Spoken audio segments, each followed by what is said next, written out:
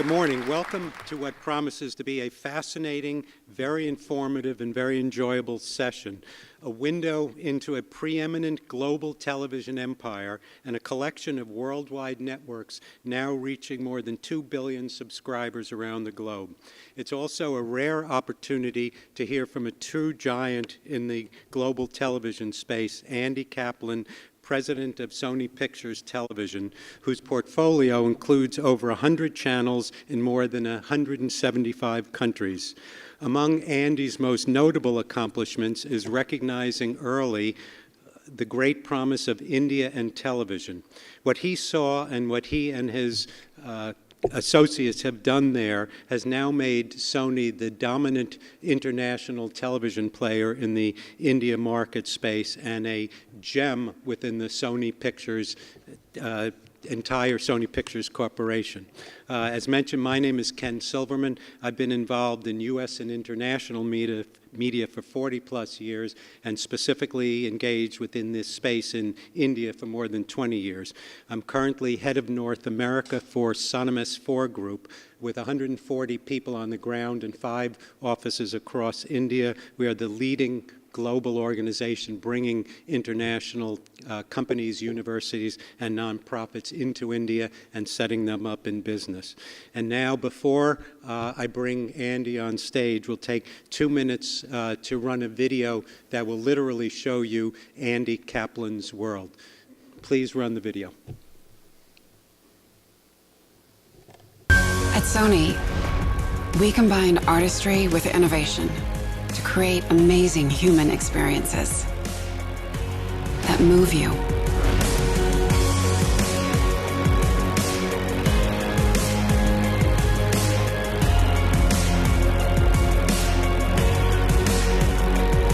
Powered by Sony, Sony Pictures Television Networks delivers a true global impact, reaching billions of subscribers through powerhouse brands and premium entertainment that moves.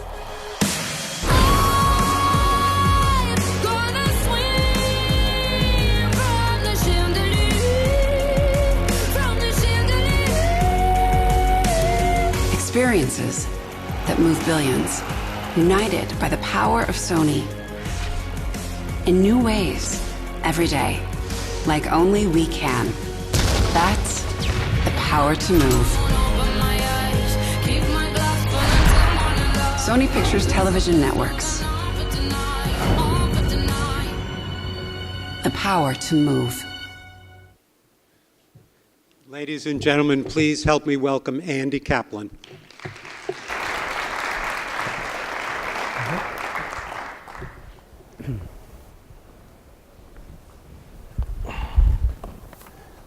Thank you all for being here this morning. Andy and I have done this before, so let me jump in and ask you my traditional first question, which is, how did you get into the business? How your early years, college, what brought you into media? The traditional first question. Grew up in Los Angeles, which is, for the most part, an industry town, and so I guess had the entertainment bug. Didn't know exactly what I wanted to do, so I didn't have a path, but I knew I wanted to do something in it. I went to UCLA. I got a degree in economics, which didn't have much to do with wanting to be in the entertainment business, I suppose. And I got a job in the mailroom at Embassy Television, which was Norman Lear and Jerry Parencio's company. And I suppose that's where if I had the bug before, that's where I sort of solidified it. And then I just sort of had I got a job out of the mailroom sort of as a junior salesman account executive, and I just sort of worked my way up the ladder ever since in a non-traditional, completely unplanned path. And so jumping into Sony, describe Sony Pictures Television when you first showed up, and then what is it today? Sure. Well, it's a little bit like what was the television business there. I won't go all the way back to when we had just 3 networks, because actually around this period when I first started, the Fox network was starting up, so it was the 4th network. So you had ABC, CBS, and NBC, and then Fox was coming on. We were one of the first production companies to do to do pilots and shows for them. And one of the first shows that came on their network, which was ours, was Married with Children, which, that plus The Simpsons sort of really made it. But what television was just these networks. There was some local television stations, and so you'd get local news and some syndicated program and so forth. But it was a much simpler time. It was a time where if you were a student of the business, I could, and I knew a lot of people who could actually tell you by memory the schedule, at least the primetime schedule of the four networks. You knew it was, All in the Family and Mary Tyler Moore were on Saturday night. You could do all that.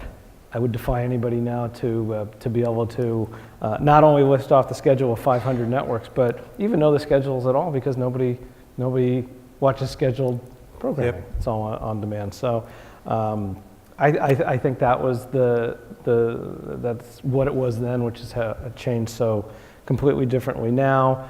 The world of syndication was sort of just starting up, and the off-network rerun world, which then became such an important financial aspect of the business, and the thing that not only made a lot of people a lot of money, but also ended up funding a lot of programming, was kind of in its early days. And the international world was really very nascent. All the studios had international sales divisions, but they weren't really well established. I mean, in our case, for example, it wasn't like we had offices in 15 cities around the world. We had two guys who got on planes and went off, and and they hired agents locally and so forth, because the money that was coming out of that market was small. Sure. But it was the early days. Things have changed since then. And describe now. I mean, we saw the video, but just in a capsule. Well, now, now in addition to in the United States having so many places to license or make product for, tens and tens and tens of linear channels and on-demand channels and so forth. But in addition to that, the international marketplace is frankly up where at least half, if not more than half, of the revenues against these programs comes in. And so while creatively, in a lot of ways, the US is sort of still the place where it all starts and needs to happen and work, the international buyers and the money that comes from them is it's not additive, it's fundamental in the whole economic ecosystem of it all. And so broadly speaking, Sony in Latin America, Sony in Asia, Sony in Europe, what's your profile like?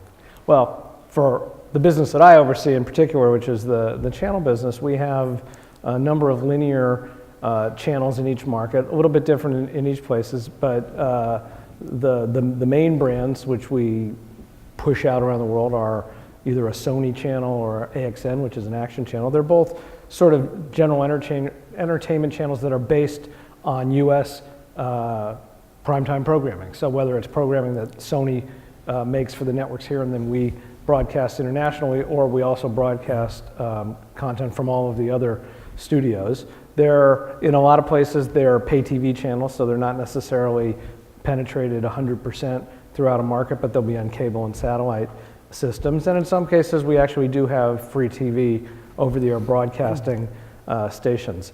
And those are sort of two of the US-based product ones, but additionally, we have a big Japanese anime presence by virtue of the fact that we're a Japanese company and that is such an important programming profile in Japan, which we push out around the world.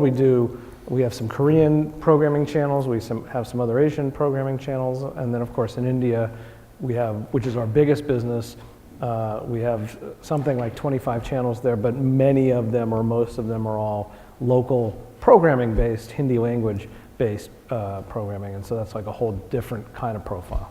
And so before we get into India, which we'll do next, talk a little bit about the profile and status of Sony Pictures Television within this gigantic multinational Japanese electronics company. Well, the Sony Corp has a lot of different operating units in lots of different fields. Of course, they're best known even to this day for their consumer electronics and manufacturing televisions. They make handsets. They have a huge life insurance and financial services company in Japan. They're in the medical devices business. They're the market leader in digital image sensors. The music company is one of the two biggest in the world. Sony Pictures is one of 6 major studios. And then, of course, the PlayStation business, which is probably the fastest growing business within the Sony Corporation, is one of, I guess, 3 console platform businesses, but a really important big business. So it's a diversified portfolio of products within the Sony Corporation, and one of the important sort of, I guess, pillars of it all is entertainment. With entertainment is Sony Pictures, which includes movies and television and our media networks business, and then the music business, and then the PlayStation to a degree. What's interesting too is that other Japanese multinational consumer and electronics companies, British companies, German companies, there have been so many companies that have come into the U.S. entertainment industry, in a lot of cases burned their toes, burned their fingers, and left. But Sony, how many years now is Sony? It's 27 years. 27 years. 27 years, yeah. That in itselp is a remarkable success story. I think, Matsushita came and Right. owned Universal for a short period of time. But in terms of ownership, there haven't been that many international companies, but where they've come and burned their toes, as you put it, is in financing. Yeah. Financing the movie business, and we've seen over the years, we've seen it from everywhere from Canada to Germany to the Netherlands to China to and so forth. And it's some have had more success than others. It's a tough business. It's a long game. You got to play a long game, and anybody who kind of comes in and tries to time the market, I think, usually has a problem. Yeah, I was thinking Matsushita. So let's talk India. What was the television landscape like in India 20 years ago when Sony entered the market? Well, I think what was happening in that part of the world was that a lot of companies like ours were trying to figure out how to take advantage of what even then were large populations, and the pretty girl was China, even back then 20 years, and everybody was trying to figure out how to play China. And I always say when they were all going left, we turned right, but I guess it depends which way you're going. But the problem with China then and now was a very restrictive regulatory environment. You couldn't own a majority of a channel, and you couldn't import an international brand. That's why Disney doesn't have, even today with all the money they've invested there in theme parks and all that sort of stuff. Nickelodeon was trying to get in, and it's just part of their regime. Now, from a local production business, it's been a lot easier to do things, and we've been there for a long time, producing hundreds and hundreds and hundreds of hours of local production, and we license a lot of content into China. But from the channel business standpoint, it was too restrictive. But as I said, a lot of the multinationals were trying to crack that code and spent a lot of time investing in relationships and knowing the right people and seeing if they could figure it out. We went the other way. We went to India, probably a little bit smart, a little bit strategic, and a whole lot of lucky. Then you had to have a local partner to start a channel. So we found a group of local entrepreneurs that owned a movie library, and we started it up 20 years ago. It was very, very much the Wild West. It was very, very unregulated. It was very early days. Satellite technology had just gone up in the air, and so it wasn't that hard and it wasn't that expensive to put a signal up and get it down to what at the time there, it's come a long way, but was literally households with wires strung across fences from one to the other with pirated boxes, and it was all just it was primitive, it was illegal, and it was early stages. But we started it up, and we got traction early on. Now, we weren't the first to do it. There were really 3 players. There was us, a local entrepreneur named Subhash Chandra, and Z, which was and still is the largest owned really local group, and Fox was there at the same time. We were under the Star brand, and so. But I think that, and so we rode a wave. We rode a technological wave. We rode a wave of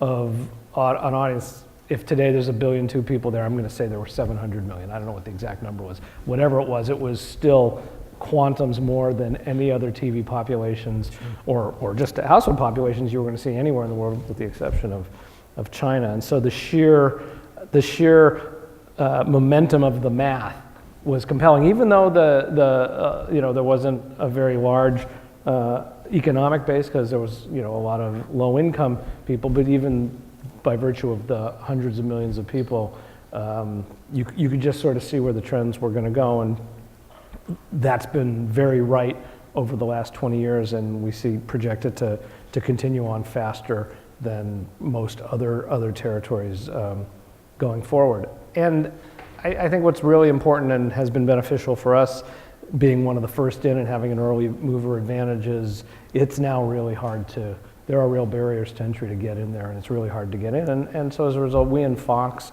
in terms of the international companies, the Hollywood studios and so forth, really have pretty solid footholds there. And the other studios are in some way or another, but nobody's been able to do it on the same kind of scale that either we or Fox has been able to. And I think that's been a real advantage to us, and I think that's what's resulted in our success there, and the reason that it's actually the largest piece of my portfolio, even though it's on the other side of the planet, and not really all that based in American Hollywood content. So you mentioned the 25 or so channels, but if you would drill down a little bit and describe more of what is Sony Television in India today. Well, there's about, I think I lose track of it, it's 28, 29. I think we distribute 3 or 4 or 5 for other players. We have a joint venture with BBC called BBC Earth, which broadcasts BBC sort of science content, and we have a partnership with ESPN. We have, but within the, whatever it is, 28, 29 channels, 11 of them are sports channels. We started up our own sports channels, and then we acquired a business earlier this year called 10 Sports, which had 9 channels, and so now I think there's 11 sports channels there, and so we're one of 2 major sports channel players there. And then on the entertainment side, I guess what we call the mothership, our anchor ship, is Sony Entertainment Television. It's all Hindi language, primetime, premium content, all created and produced and evolved and developed within the market. And right now, I can say, I'm glad we're doing this today. I could have said it last week, I'll say it this week. We're the #1 channel in the market. I wouldn't have said that to you 4 weeks ago, and I may not say it to you 4 weeks from now, but right now we're #1. Today we are. The reason we're #1, anybody who runs a network knows there's nothing like a hit. We're in the middle of broadcasting our run of the 9th season of Who Wants to Be a Millionaire, which is hosted by Amitabh Bachchan, and it's the #1 show in the market right now, and so as a result, it's the rising tide has lifted us up. So we're in a good place right now in terms of that. Our other general entertainment, but really it's a comedy channel called Saab, is our other sort of big entertainment play there, doing very well. And then we have a series, then we have the #1 Hindi language movie channel, we have Hollywood movie channel, we have AXN there, which is Hollywood series content.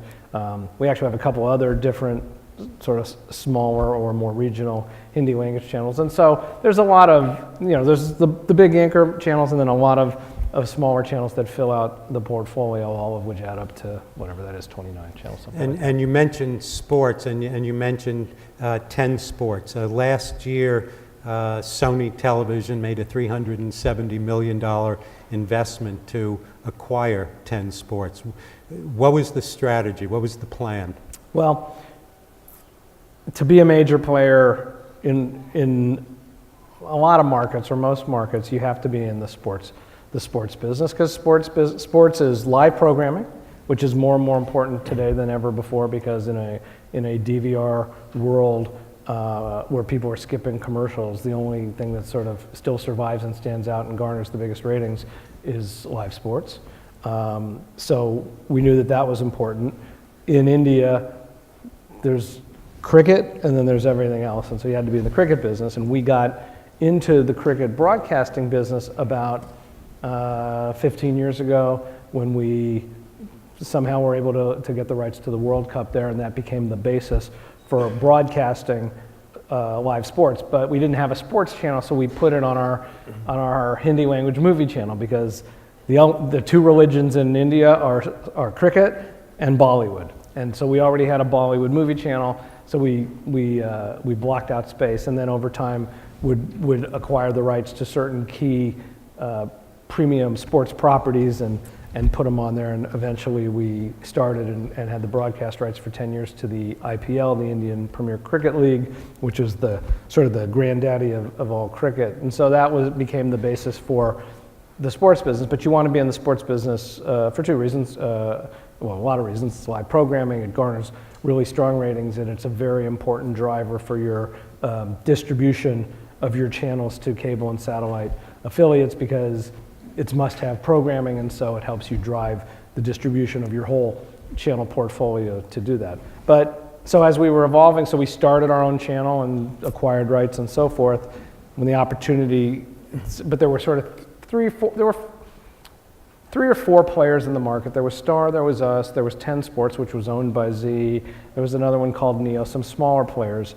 And we saw it as an opportunity to consolidate. Z was willing to sell. They wanted to get out of the sports business and focus on their entertainment business. We wanted to double down in the sports business, and so it all just kind of came together. And now really we're in a two-horse race in the market. There's Star, and they have about 10 or 11 channels, and there's us. We have about 10 or 11 channels, and they run a whole lot of cricket, and we run a lot of cricket as well, different kinds from different places. But so if you're either going to go to them or to us if you're a sports league and you want to license your content. But it's been a very good acquisition for us so far, and it's working for us well. So it's now about a year later? Well, no, really, we closed in March, so it's really more like six months, I guess. Oh, is it March of this year? March of this year, yeah. Okay. When we finally closed, probably got announced 6 months earlier than that, but I think we actually closed it in March. So are you seeing evidence of progress yet? I mean, we are. The integration. Sony branding it is now different. We rebranded it with Sony. It's the Sony 10 in a lot of the channels. We have integrated it into our operations. We've been acquiring rights and using the scale of it to make good rights deals, and we've had really good performance on it. So that's why I say 6 months in. Acquisitions are hard, and a lot of them don't work. This one's worked out pretty well so far. Awesome. So most of what we've been talking about is, what you'd call broadcasting, satellite networks, cable casting.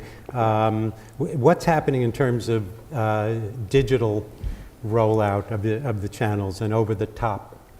Yeah, so it's kind of what we talk the most about these days in the hallways and think about the most, because it's certainly where the audience has evolved. And I used to say that the U.S. was sort of a really solid precursor to knowing what was going to happen in the international territories, and depending on where you were talking about, maybe you were talking about Europe, 5 years later they would follow suit, or 10 years later in Latin America, or maybe 20 years later in Asia. And while that's all very true, the thing that's changed is the timelines, because this world's moving so fast and everything is compressed. But we do see the trends and the things that are happening in the United States in terms of the platforms and what they're doing and how the audience is using them. So we know that we need to be in that world. We need to evolve our portfolio from just being linear channels to being linear channels and on-demand offerings. We have, in the United States, we have a advertising supported non-linear platform called Crackle, where we've built a lot of technology and where we have great distribution and are producing a lot of original content, which is then exported around the world. And then Crackle is also in Latin America. So we have, in Latin America, we have linear channels, but we also have an SVOD version of Crackle down there, and looking where else in the world to export the Crackle proposition. But even in other territories, we have more localized digital, over-the-top, TV everywhere, non-linear, however you want to characterize or package it. But there isn't anything we do right now that doesn't have a traditional element, but also a digital element, because that's what the world wants, and that's what the audience wants. And in that regard, to what degree is Sony pioneering, and or to what degree are the other major U.S. multinational media players doing comparable things? I don't know that we're pioneering anything. I just think we're doing it and hoping we're doing it in conjunction with and on the back of the assets that we have. So I think all of my competitors are doing it in some form or another. They're just doing it the same and different because their asset mixes, their channels, their content strategy is probably a little bit different. In India, for example, we have a digital platform called Sony Live. Star has one called Hotstar. And Viacom 18 has a different one. And so everyone's got one now because you have to have one. But everybody's models are a little bit different. Some people charge a little bit differently. I think it's still early days, and I think everybody is experimenting. In Japan, where we have Animax, which is the number one 24/7 Japanese anime channel, we also have just launched, or I guess are launching, something called Animax Plus on the PlayStation platform, which will be really an on-demand version of that. And so in each territory, we're doing it same but different with ourselves or with other partners. And the thing I'm quite certain of is whatever it all looks like today for us and our competitors will be completely different in 5 years because it's just evolving and changing so quickly. And so, going back to more traditional television, when you look at what's on your air around the world, how are decisions being made relative to U.S. or U.S.-driven content versus locally produced content and the mixes in India but elsewhere in the world? Pretty much the decisions are made locally in most cases because with a lot of conversation and collaboration with the home office just based on their access and proximity to the Hollywood content and their knowledge of it. But at the end of the day, the viewership patterns in every market and every territory are just different from everywhere else. And so we've adopted, I think, a more localized view of that rather than trying to jam the same programming everywhere, whether it's going to work or not. We've sort of tried to be much more customized in our thinking about it. So what the audience wants to watch in terms of US content, or maybe not US content, in Singapore is going to be a lot different than in Spain, and it's going to be different in Argentina, and so on and so on. And so we try to find the balance between a global business but a locally sensitive and programmed business. And India is an even different and completely locally managed and constructed business because the Hollywood content aspect, the English language content aspect of it and that market and the viewership patterns is very small compared to the Hindi language. And so,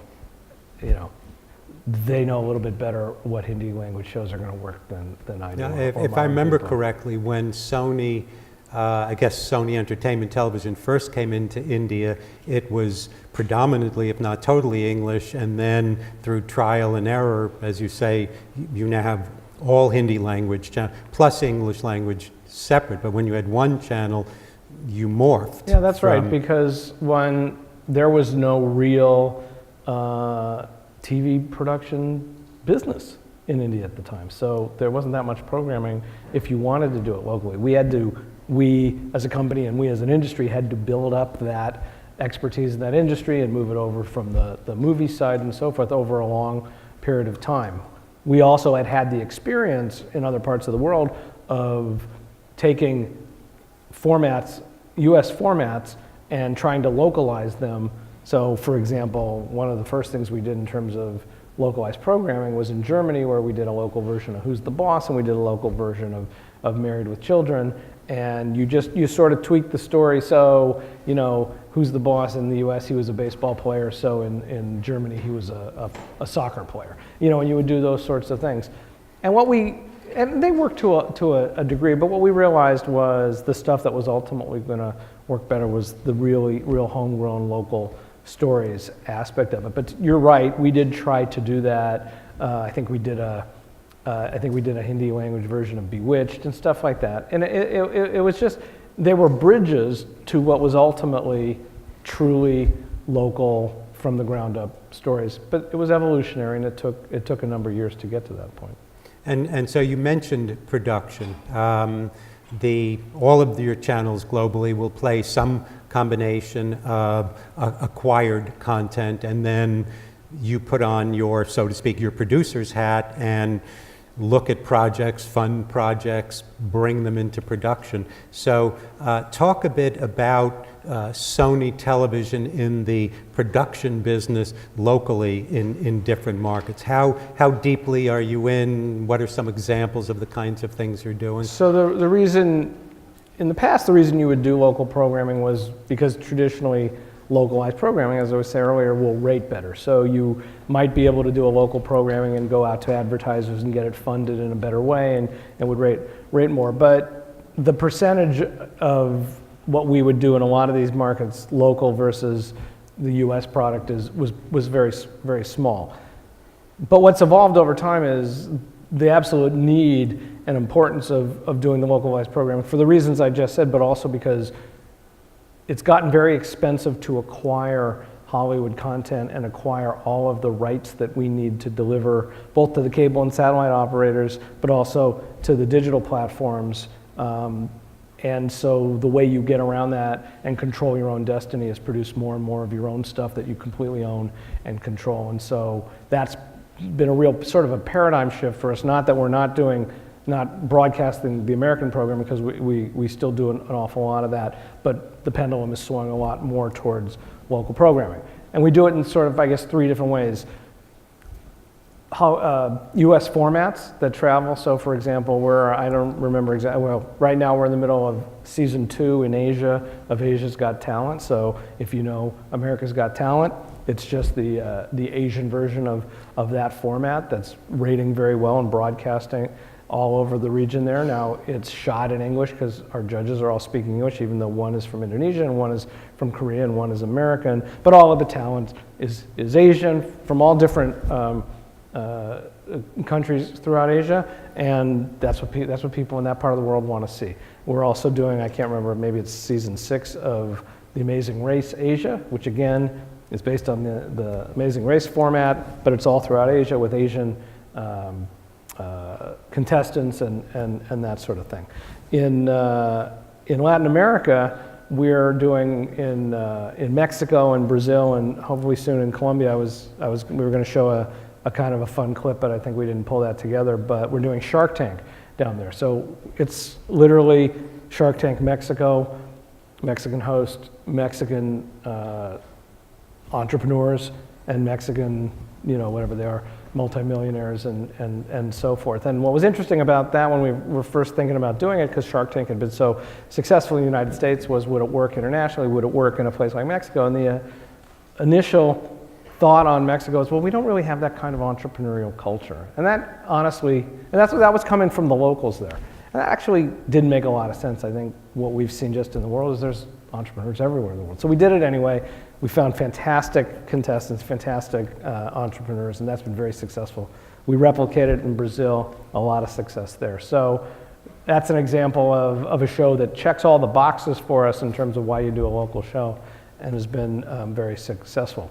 There's also a lot of markets where there's been completely, wholly in-country developed local programming that we've had a lot of good luck with. And then we also try to fill out the portfolio with what we call our global productions, which are much more like US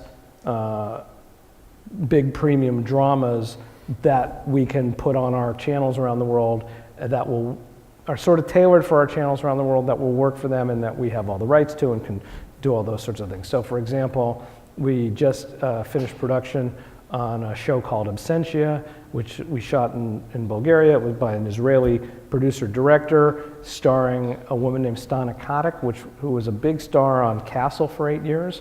And we picked her because not only she's a big TV star here, but Castle was a show that was broadcast on a number of our channels around the world and performed very well. So we tried to be a little bit sort of strategic about all of that. It came out terrific, and we'll announce very, very soon in the next week or so a big global broadcasting deal on that, so eventually we'll be able to see it here in the United States. But in the meantime, it's been airing on a number of our channels around the world and doing very well. So we're pursuing all sorts of different models and variations on the original production model, but it's just become more and more vital to all of our businesses. And are there creators, writer, producer, directors in all of these countries who have the ability to come to somebody at Sony in India or Sony in Korea or wherever it is and say, here's my script, I have a great idea, and they get reviewed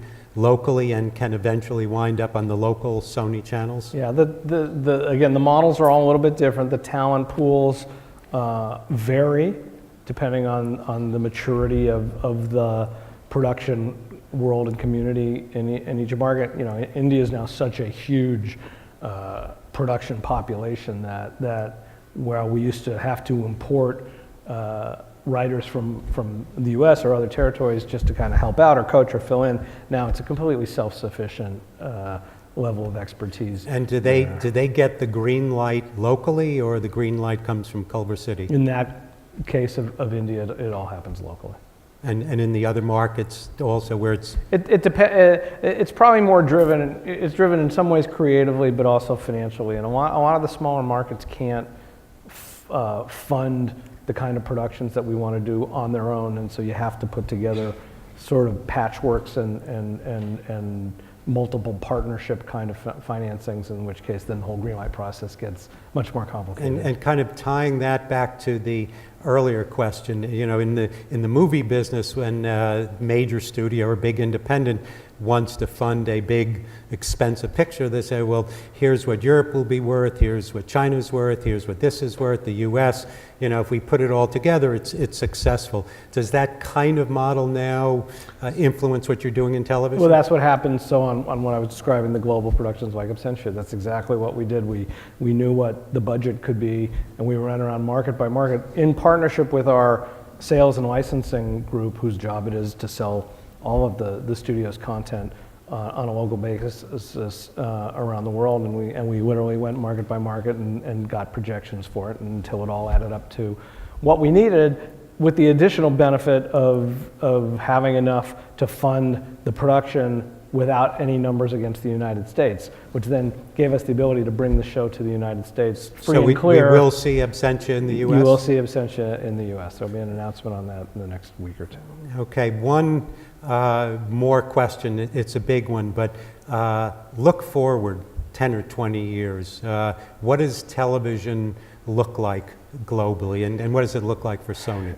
That question was always a daunting question, and if you'd asked me 10 years ago, the blood would drain from my face in the same sort of way, because I would think to myself, gosh, 10 years from now, how could I possibly imagine what it's going to look like? And then if I look back 10 years and look today, I would have been completely wrong and could not have possibly predicted we'd be living in this world we're living in, where we're watching things on our phones and our tablets and all that sort of stuff. So to now look forward 10 years, I guess the only thing that I would assume or predict would be, and it's sort of thinking about my kids and how they've grown up watching TV or not watching TV and so forth. I think it'll be maybe not 100%, but a predominantly on-demand world. I think linear channels as we know them there will be a lot fewer of them. Still think brands are important. I think there will be some really big familiar brands that we're still living with, but even they'll be as dependent on content that's delivered on a when you want it, as you want it kind of a world. I still think that the importance of live events, live sports, the Oscars, big live events will continue to be important. But I think we could see a world where big sporting events are on-demand platforms. I mean, we're seeing Amazon, we're seeing Facebook and YouTube all sort of dabbling a little bit in the sports world. It's not ridiculous to say, oh, you'll only be able to see the Super Bowl on Facebook. And that sort of thing, and that's happening all around the world. I mean, we were just earlier this year when we were bidding for the renewal of the Indian Premier Cricket League, Facebook was one of the biggest bidders for the digital rights to that idea, and so I think that's going to be a really important evolution of it. And I think everything will be on the table. These big Silicon Valley companies, the FANGs and all that sort of stuff, are going to be major players in this world, and they're going to be major disruptors in this world. And so anything that we think is today is traditional, I don't think anything will be traditional. And kind of a part two of that question, which we hadn't talked about, Sony makes televisions, makes humongous televisions, small screens, and so on. The kind of tentpole big events you were describing, particularly the sporting events, will people be watching this on gigantic televisions in their home besides, Well, I don't even know that they have to be gigantic. I mean, is 65 inches gigantic or just kind of big and normal for a lot of our homes? But I think that at the end of the day, that experience of sitting across from a big TV to watch to watch the Dodger game tonight, or to watch, big events and so forth, or movies, which is important, is not going to go away. It doesn't mean that you won't still do it to some degree on your phone or on your tablet, but that's not going to go away. The quality of the experience continues to get better. It doesn't mean it's the only place you can get it, but there's still going to be a real. I don't think TVs hanging on your wall in your house is going to go away. No, I think the communal experience. I think that's important too. 10, 20, whatever, 5 people watching together, laughing together, rooting for the Dodgers together. I think that's right, and if you're on the go and you want to watch the game. I was at a wedding on Saturday night, and one of the guys I was with is like this the whole time because he's watching the Yankee game, and that's fine, and you can track it. That's not a great sports viewing experience. It's a solution to a problem or a substitution for it. So I'm not saying you're not going to be able to watch a game at any time on a phone or whatever, but in terms of sports, I don't think that's the best viewing experience. I was on a flight recently, and there was somebody watching a subtitled foreign film on a telephone this big, which is, It's not the best experience, but if No. it's your only choice because you're on the go, it's a great, alternative. It's a great option. The other similar experience I remember is being on a plane with a tiny screen this big in front of me and watching the perfect wave, or the perfect storm, and you see the boat is this big. Oh no, big wave! There are movies like that you just shouldn't do it. It's not fair. It's not fair to the creators, and it's not a good experience. Absolutely. So I guess a couple of closing thoughts as I'm watching our clock flash and tick down in front of us. Look at that. Yeah. Some closing words on global television, Sony, your space in it.